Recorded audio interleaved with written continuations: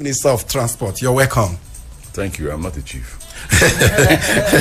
All right, Honorable Rotimi Amaechi, of course, former Speaker of the Rivers State House of Assembly. Some few weeks back, we took on Asubex, a maritime journalist, on the situation in the Maritime Academy in Oron. We told you that the authorities of the school suspended admission for some category of students into that school for 2 years to enable it push through some reforms it says it is putting in place. And Asubex said this did not augur well for the development of the school and the interests of the Niger Delta. And we are, of course, providing an opportunity for the minister who oversees that academy to, of course, enjoy his right of response. Let's begin by asking you the idea behind the suspension of academic admissions for 2 years in that academy. Have you been to the school?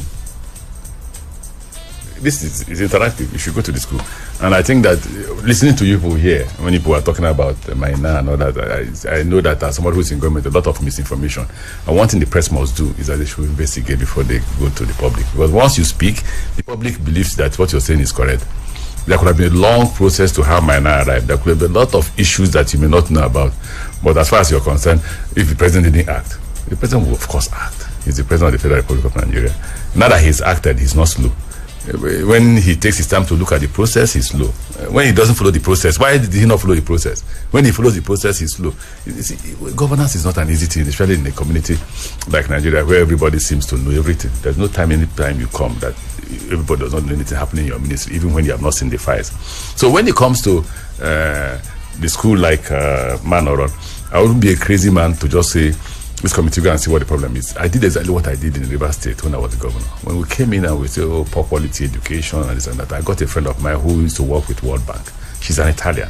And I said, just do a review, an overview of what's going on in the education sector. And she did. By the time she came back, nobody told me it was a shock therapy. I had to declare an education emergency. The same with Oron. What was the quality of seamen that we're producing that cannot be employed even by Nigerians? They can't even go to the sea. So why do you have the school? Close it down. One of the things we found out was that people were doing business with the school. You won't believe that the first week that I became a minister, I would call for a meeting of all the agencies, and Oron came. Oron had been given 19 billion naira. May his soul rest in peace, the former rector. All he did was ensure that he never allowed any contract above 250 million naira to get to the ministry, because his power is between 250 million naira and zero. So instead of building good buildings and buying good equipment, he was building huts so that it wouldn't exceed 250 million naira.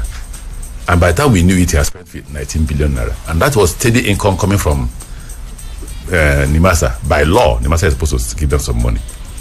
And when we looked at the entire thing, we need to find a solution and ensure that the quality of education we have there is something that you can be proud of. Let me give you another example that I was briefed yesterday by the new rector. He said he called a meeting.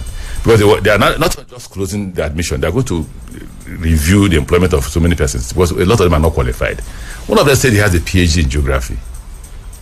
They asked him to name the longest rivers in the world. He named Mississippi, he named Nile. They say everybody knows that. From primary school, you should be able to know that. Name the next one. He said the Atlantic Ocean. Is Atlantic Ocean a river? That's a PhD holder in geography that's teaching in that school. They went further and asked him, okay, well, you say Atlantic Ocean is a river? He said, yes. What is the source of the Atlantic Ocean? He said, North Pole. Should that man be teaching your child? Shouldn't we look at it and say, oh, no, this is not the right thing to do? So the problem with the school is the administration. The quality of administration and the quality of teachers. So what we're doing is, first suspend, don't just be bringing in children and turning out, that's what I call democratization of illiteracy. Democratization of illiteracy is just patch anybody. A, B, C, D, you stop. And the worst thing to do at the graduate of University of Port Harcourt, they say half education is the worst education you can give to anybody.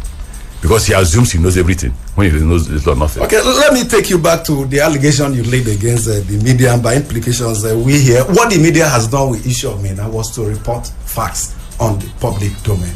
There have been no sensationalization. The facts reported what every other institution or office or position involved in this has said. I don't think the media has been. Luckily, I'm the Minister for Transport. I don't want to engage in that. So It doesn't affect my ministry.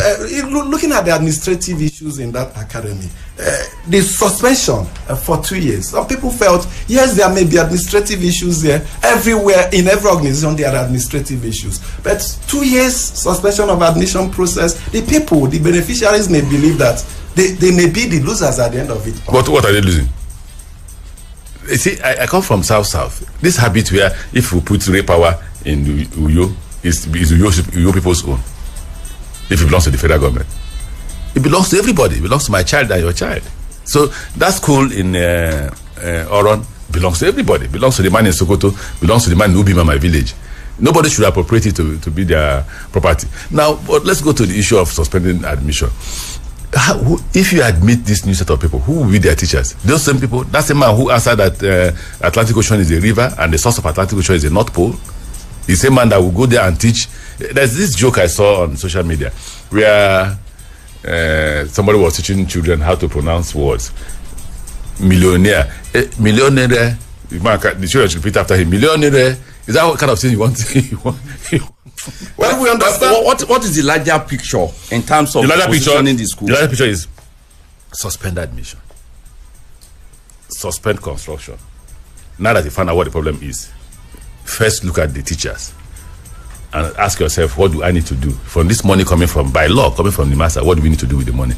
And for me, I don't know, I'm not seeing what they want to do. For me, the first thing to do is, having suspended it, look for quality teachers, those who are qualified to teach in that school.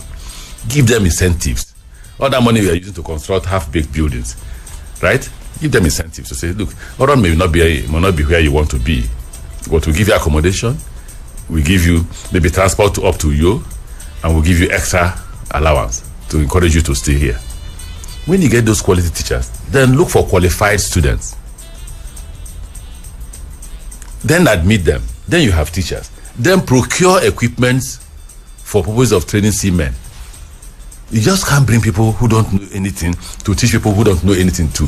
Okay, let's go to one that concerns every Nigeria, the issue of railways. You're handling, the other time I was reading in the dailies, is it 36 billion you said, or 38 billion? A project that will connect all state capitals across the country. Good news. Well, people are concerned about funding.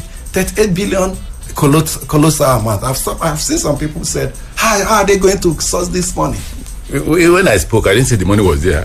I just said that they asked how much you need to be able to take railway station, railway transport to every state capital. And I say we need about 36 billion. That includes the two deep sea ports that we want to construct in Bonny and Warri. Don't forget that you can't. All railway transport in Nigeria should terminate at the seaports.